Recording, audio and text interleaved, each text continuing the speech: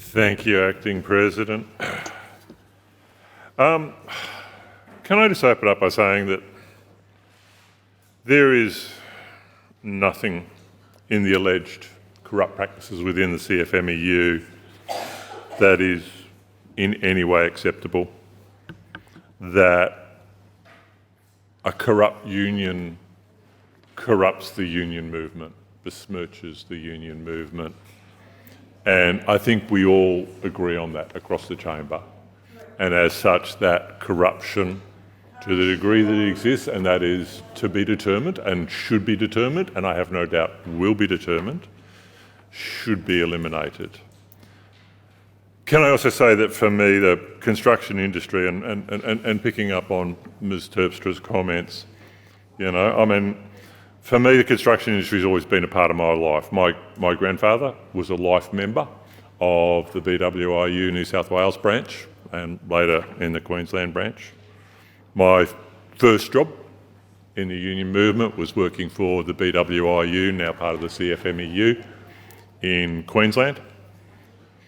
And as a bright-eyed and bushy-tailed young communist, amongst my idols, amongst my heroes, were people like Jack Mundy and Joe Owens, who led the BLF in New South Wales, and to whom now, when we proudly point to all of those beautiful heritage buildings in Sydney as part of our culture and our history, only exist because of the action that was taken by the BLF in the face of opposition from the state government, construction companies, developers.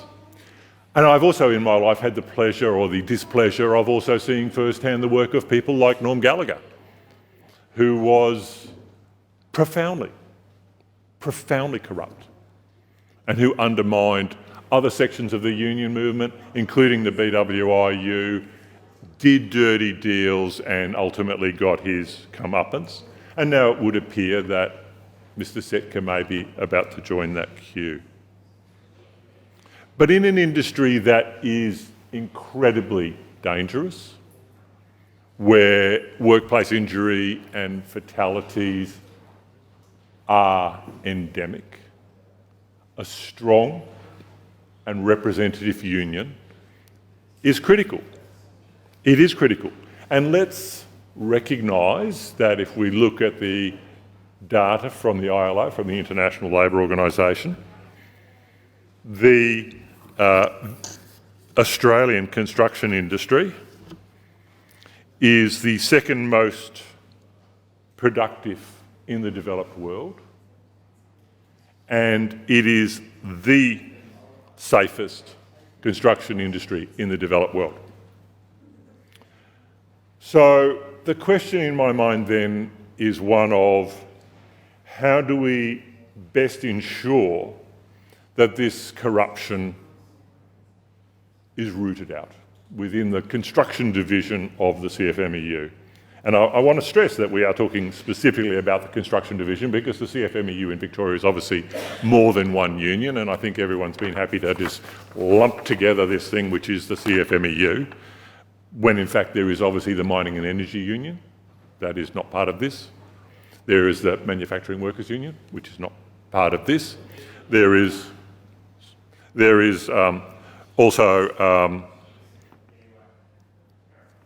not the maritime. Sorry, there is forestry, pulp and paper, and that is not part of this. So we are talking specifically about the construction division.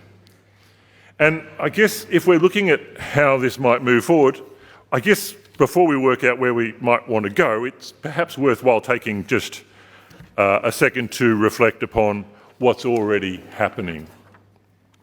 So at the federal level, as I understand it, and I don't profess to be an expert on all of this, at the federal level we have an investigation by the Australian Federal Police, that both in terms of organised crime and corruption, and also a referral from Minister King federally about corruption impacting upon federal government money in infrastructure projects. We have the Australian Federal Police also as part of the National Anti-Bikie Task Force, and people have been keen to talk about the bikies, also in this, also subject to active inquiry. Hopefully at a later date, when we're talking about the regulation of cannabis, we might like to also talk about the role of bikies there, because I haven't heard a lot of opposition or concern about the fact that the cannabis industry is dominated by bikies, and that it is a compelling argument for regulation of cannabis to explicitly remove the bikie element, but I won't go any further there. We also have a Fair Work Commission review of all CFMEU EBAs on big build projects.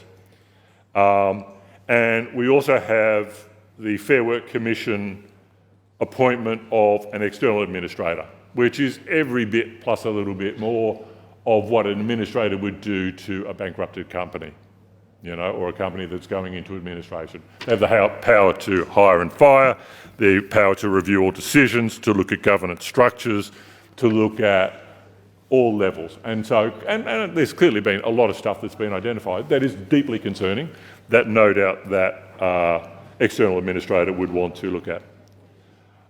I believe, although it is their policy not to confirm publicly, that this has also been approached to the National Anti-Corruption Commission. And then, of course, we also have Department of Infrastructure federally looking at the investigation of projects with federal money. So that's just federally. And so then at the state level, we have the formal review into the Victorian government body's engagement with construction companies and construction unions, which Ms Terpstra just talked about in terms of the Wilson report. We have the Victorian government referral into range of offences. We have the referral to the IBAC. So we've got ICAC in New South Wales looking into this, and we've got IBAC looking into this. We have the Victorian Police both referred directly from the government as well as also through their involvement in the National Anti-Bikie Task Force. I believe there is also the prospect of Uruk Justice Commission investigating the issue of that absolutely outrageous assault on subcontractors from First Nations employment training program. So it's sort of like take a number, it's like almost Q. I mean, there is, I think, by my count, at least 11 entities that are concurrently looking at this. And so the question probably arises in this context, what does this inquiry bring to it? But before I want to do that, I want to pick up a comment that Mr Mulholland made this morning. I know it was in a slightly different context in terms of your next initiative. And that's about, you said, and I absolutely respect you saying this, that part of our focus has to be on the members of that union, and that you knew people that work in that union, you had friends that worked in that union. I do too. And, there are 37,000 people that are within that construction division who are affected by this process. And I think it's really important that whatever we do, it is to ensure that all aspects of corruption, all aspects of malpractice in the sector be addressed. And I guess one of the concerns I have is, and I raised this, I think, specifically with Ms Crozier, and I appreciate her taking the time to talk to us about this, I genuinely do appreciate that, was that if this has been going on for at least a decade, and I think that's the suggestion, then I guess the thing that strikes me is that you can't really have corrupt unions without having corrupt bosses. Because there have been clearly